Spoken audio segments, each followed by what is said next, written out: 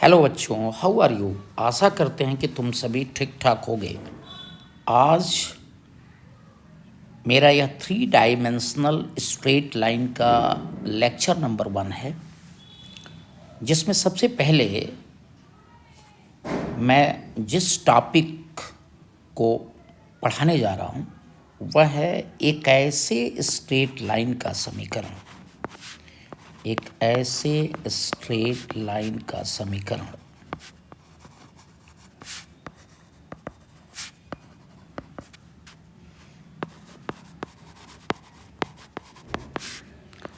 जो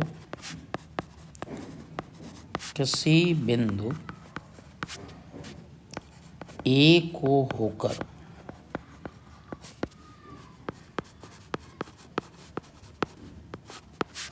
गुजरता है, किसी बिंदु ए को होकर गुजरता है तथा एक सदिश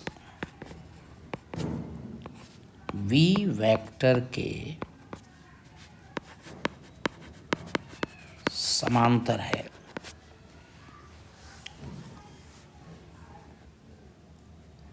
सबसे पहले मैं 3 डायमेंशनल स्ट्रेट लाइन में एक ऐसे स्ट्रेट लाइन का समीकरण बताने जा रहा हूँ जो किसी बिंदु ए को होकर गुजरता है तथा एक सदिश b वेक्टर के समांतर है।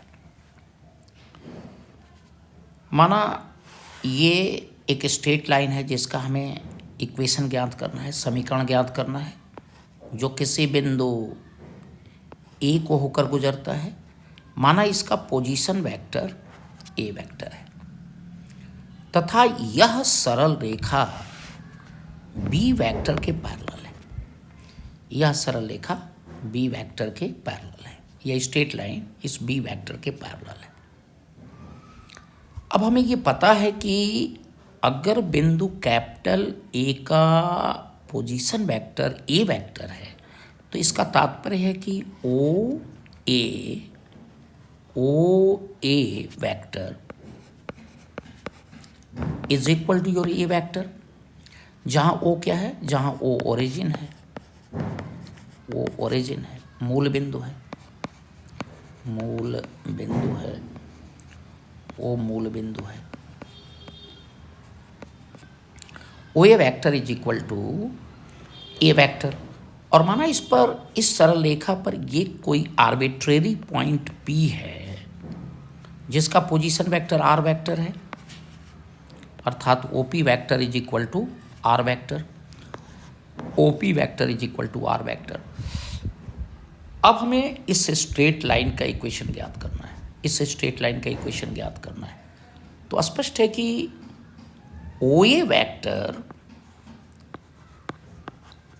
सदिश के योग के त्रिभुज नियम से, यानी कि सदिश के योग के ट्रायंगल लॉ से, एडिशन ऑफ वेक्टर के ट्रायंगल लॉ से O A vector plus A P vector is equal to O P vector. O A vector means A vector, A P vector ये वेक्टर बी के parallel है। A P vector is parallel to vector B. अतः यह जो ए P vector है यह V vector के parallel है। तो वी वेक्टर के पैरेलल होने का तात्पर्य है कि दोनों के डायरेक्शन सेम होंगे। हाँ, मैग्नीट्यूड में अंतर हो सकता है। तो माना A P vector V vector का लैम्डा टाइम है तो हम इसको लिख सकते हैं कि A P vector is equal to lambda V vector, अर्थात ए पी वेक्टर की जगह पर lambda V vector is equal to O P vector की जगह पर आर वेक्टर, अर्थात R vector is equal to A vector plus lambda B vector. यह एक ऐसे इक्वेशन, एक ऐसे स्ट्रेट लाइन का इक्वेशन है जो किसी बी वेक्टर के पैरेलल है तथा किसी बिंदु ए को होकर गुजर रहा है जिसका पोजीशन वेक्टर ए वेक्टर है। अब हम इसका कार्तीय समीकरण या कार्टेशियन इक्वेशन निकालेंगे। तो कार्टेशियन इक्वेशन या कार्तीय समीकरण, इसी का हमें कार्तीय समीकरण ज्ञात करना है। माना ए वेक्टर का, लेट ए वेक्टर का एक्स अक्ष के दिशा में जो घटक है, अर्थात component of A vector in direction of x axis, वो a1 है। ए वेक्टर का एक्स अक्ष के दिशा में, एक्स अक्ष के दिशा में घटक a1 है। वाई अक्ष के दिशा में, वाई अक्ष के दिशा में घटक यानी कंपोनेंट a2 है, तथा जेड अक्ष के दिशा में, जेड अक्ष के दिशा में घटक a3 है। अतः A vector is equal to a1 I cap plus a2 J cap plus a3 K cap. दूसरे शब्दों में हम ये भी कह सकते हैं कि बिंदु ए का निर्देशांक अर्थात बिंदु ए का निर्देशांक यानी कोऑर्डिनेट a1 a2 a3 है। इसी तरह यदि बिंदु P का निर्देशांक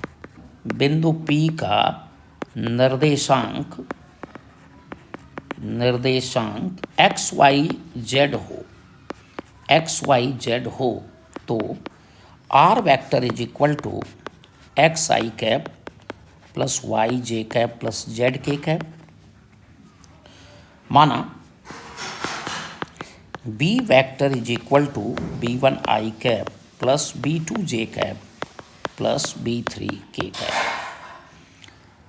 अतः ए वेक्टर, आर वेक्टर और बी वेक्टर का मान यदि हम समीकरण 1 में रख दें, ए वेक्टर, वी वेक्टर तथा आर वेक्टर का मान समीकरण 1 में रखने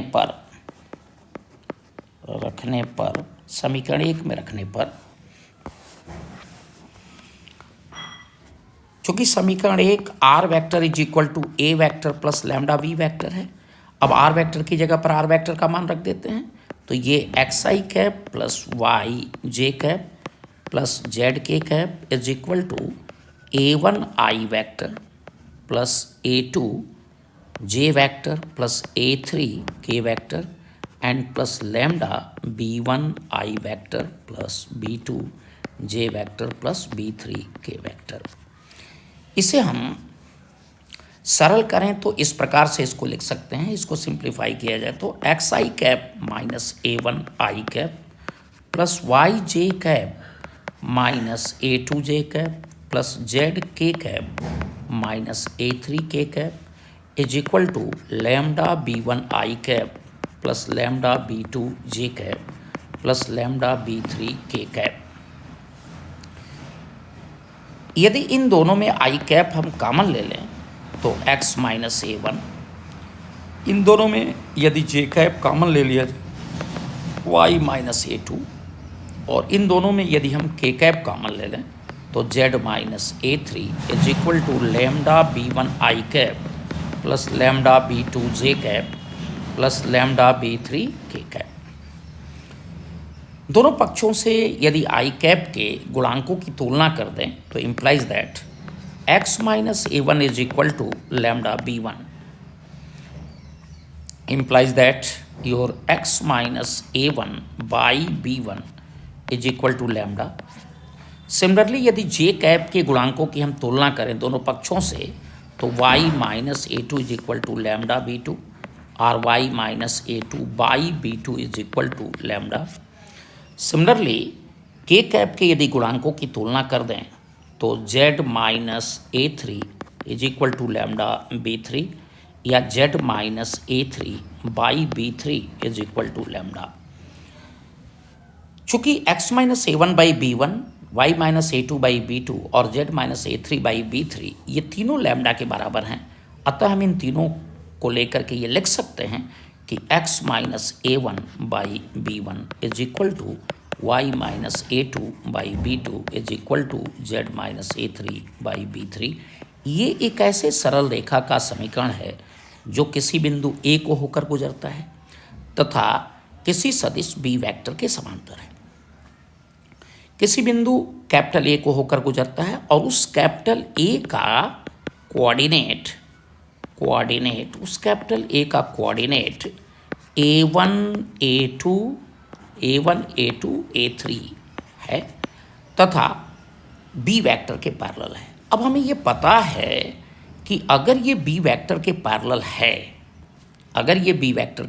है, तो इसका भी डायरेक्शन कोसाइन, इसका डायरेक्शन रेशियो, इसका यानी कि जिस स्ट्रेट लाइन का हम इक्वेशन निकालने जा रहे हैं उसका भी direction ratio B1 B2 B3 होगा। क्योंकि हमें ये पता है कि अगर दो रेखाएं पैरेलल हैं तो उनके डायरेक्शन रेशियो के जो अनुपात होते हैं वह इक्वल होते हैं। यानी कि अगर दो रेखाएं पैरेलल हैं, जैसे ये दोनों रेखाएं अगर पैरेलल हो गए और इनके डायरेक्शन कोसाइन अगर direction ratio A1 A2 A3 और इसका डायरेक्शन रेशियो अगर B1 B2 B3 हो और ये दोनों पैरेलल हैं तो A1 by B1 is equal to A2 by B2 is equal to A3 by B3।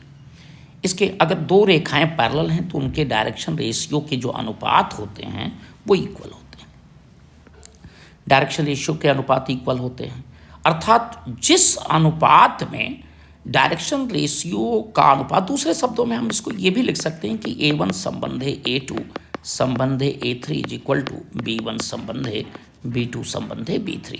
तो इसका तात्पर्य यह है कि B1 B2 B3 उस रेखा का डायरेक्शन रेशियो है जिसका समीकरण हमें ज्ञात करना है। तो जाहिर सी बात है कि A1 A2 A3 बिंदु A का निर्देशांक हो गया और B1 B2 B3 उस रेखा का डायरेक्शन रेशियो है जिसका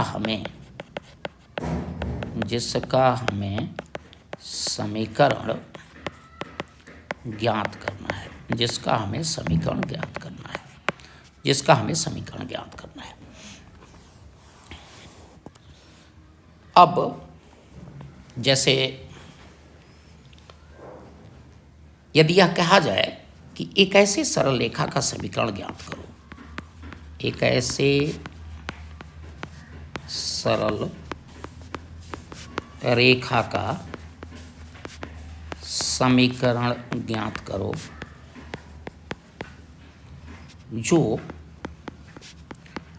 किसी बिंदु 1, 2, 3 को होकर गुजरता है तथा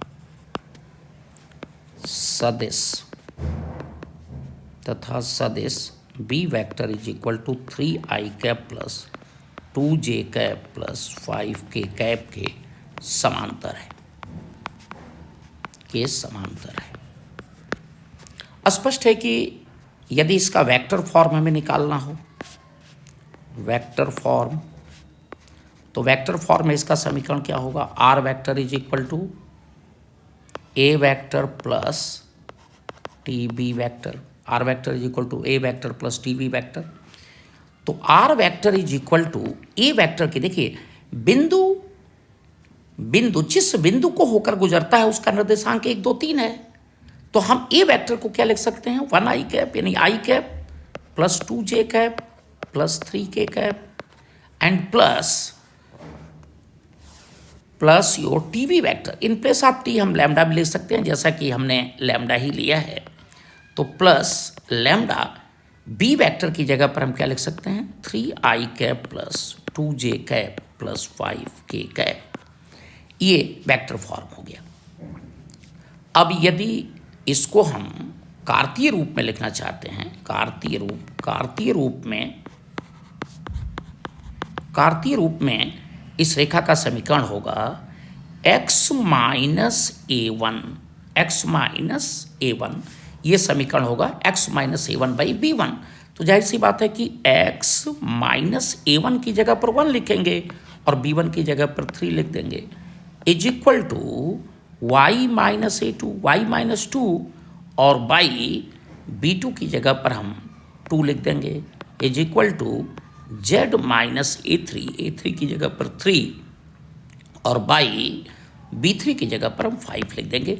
ये इसका कार्तीय रूप हो जाएगा, कार्टेशियन इक्वेशन हो जाएगा। अब अगला जो टॉपिक है वह एक ऐसे सरल रेखा का समीकरण, एक ऐसे सरल रेखा का समीकरण जो दो बिंदु कैपिटल ए तथा कैपिटल बी को होकर गुजरता है,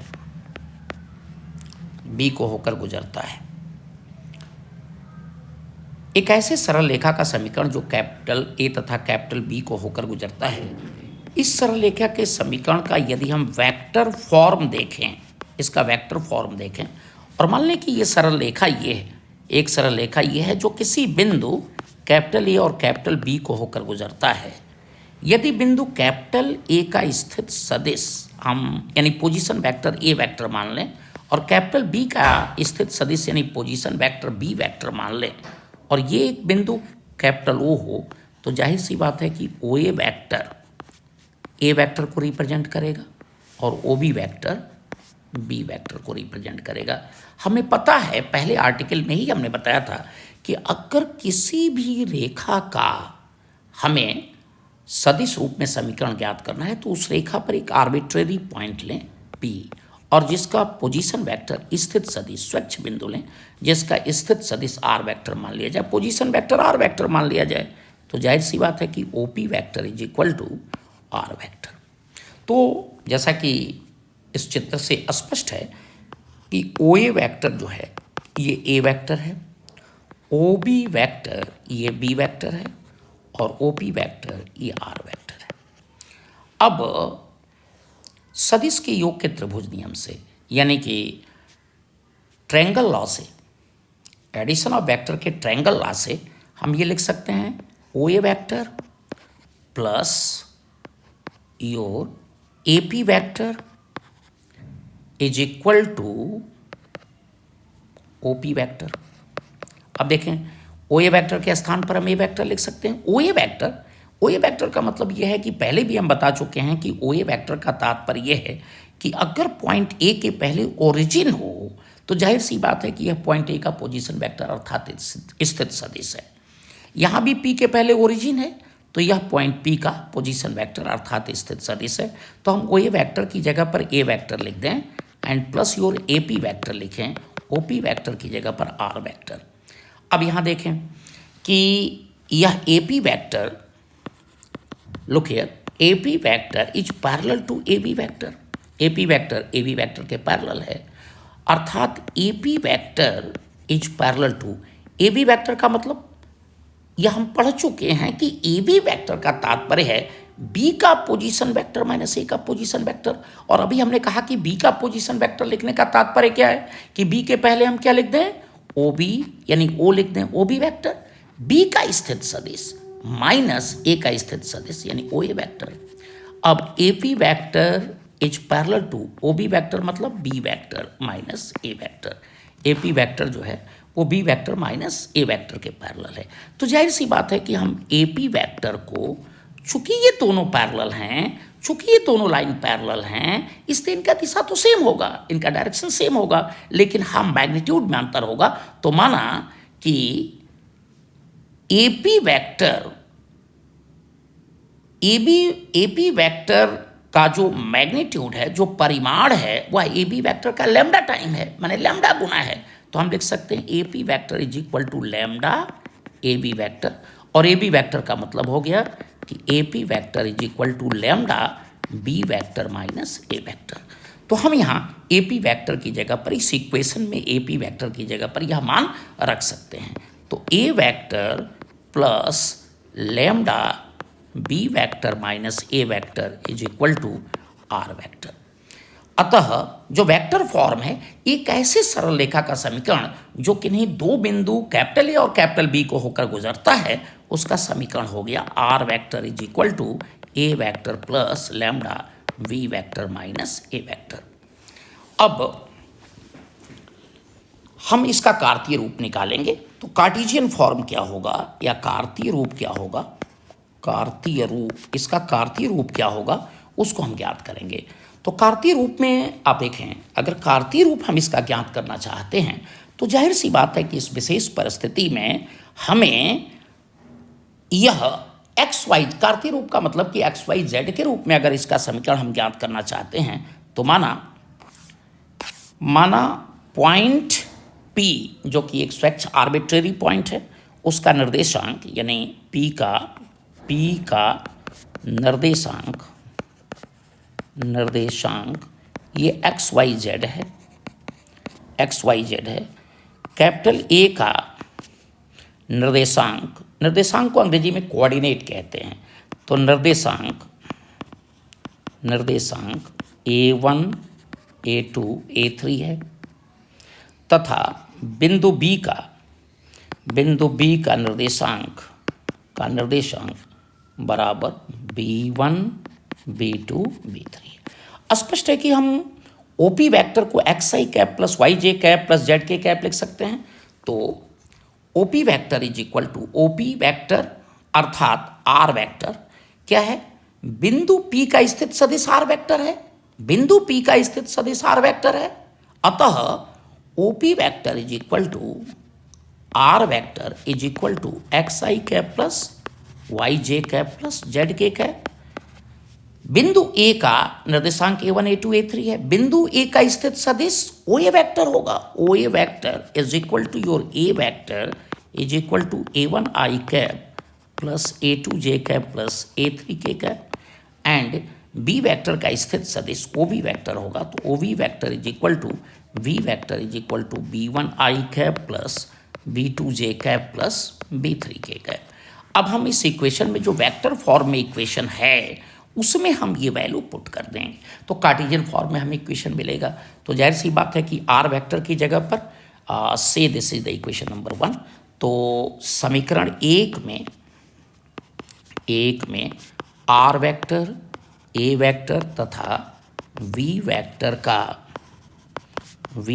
का मान रखने पर आर वेक्टर की जगह पर हम XI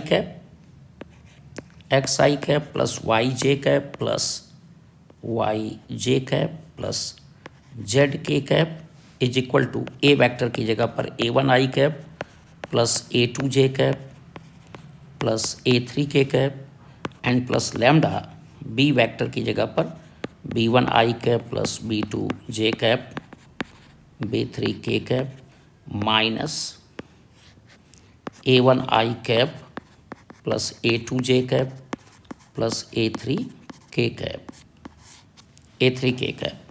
यदि इसे हम सिंप्लीफाई करें और तो ये होगा आपका XI cap minus A1 I cap plus YJ cap minus A2 J cap and plus ZK cap minus A3 K cap is equal to lambda into in bracket B1 minus A1 और इन दोनों में I cap common है तो I cap plus lambda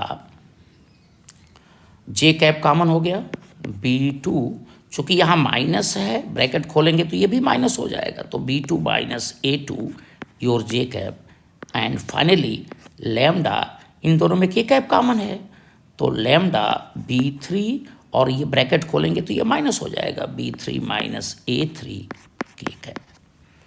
अब दोनों तरफ से I cap J cap, यहाँ अगर एक स्टेप और आगे बढ़ाते हैं तो जाहिर सी बात है कि इन दोनों में I कैप कॉमन है, तो अगर I कैप कॉमन लेते हैं तो X minus A1 I cap plus यहाँ J कैप कॉमन लेते हैं इन दोनों में तो जाहिर सी बात है कि y minus A two J cap and plus K cap common लेते हैं तो z minus A three K cap is equal to lambda time b1 minus a1 I cap plus lambda b2 minus a2 J cap and plus your lambda b3 minus a3 K cap. अब दोनों पक्षों से हम आई cap जे cap तथा के cap की गुणांकों की तुलना कर दें। आई कैप जे कैप तथा के कैप की गुणांकों की तुलना कर दें तो जाहिर सी बात है कि इधर से आई कैप का गुणांक है, इधर से आई कैप का गुणांक है x माइनस a1 और इधर आई कैप का गुणांक है लैम्डा b2 माइनस a2। तो x minus a1 by b2 minus a2 is equal to b2 minus a2 b2 minus b1 minus a1 b1 minus a1 sorry, तो lambda your that is b1 minus a1। तो यहाँ x minus a1 by b1 minus a1 is equal to lambda similarly अगर J cap के गुणांकों की तुलना कर दें तो y minus a2 is equal to lambda b2 minus a2 अर्थात y minus a2 by b2 minus a2 is equal to lambda. And finally K cap के गुणांक की तुलना कर दें तो z minus a3 is equal to lambda b3 minus a3 या z minus a3 by b3 minus a3 is equal to lambda. अब चूंकि ये भी लैम्डा के बराबर है, ये भी लैम्डा के बराबर है, ये भी लैम्डा के बराबर है, अतः ये तीनों आपस में बराबर हो जाएंगे। तो x माइनस a1 बटा में b1 minus a1 is equal to y minus a2 बटा b2 minus a2 is equal to z minus a3 बटा b3 माइनस a3। यह इसका कार्तीय समीकरण हो। तो एक ऐसी रेखा का कार्तीय समीकरण है जिसके जो दो बिंदुओं से होकर गुजरता है ए और बी। बिंदु ए का निर्देशांक है a1 a2 a3 और बिंदु बी का निर्देशांक है b1 b2 b3। स्पष्ट है कि b1 माइनस a1 यह रेखा का डायरेक्शन रेशियो है b1 minus a1 b2 minus a2 b3 minus a3, यह रेखा के डायरेक्शन रेशियो को व्यक्त कर रहा है। तो यहाँ पे b1 माइनस a1 कामा b2 माइनस a2 कामा b3 माइनस a3, यह रेखा नहीं स्ट्रेट लाइन का रेखा के डायरेक्शन रेशियो को व्यक्त कर रहा है या व्यक्त कर रहा है। Thank you.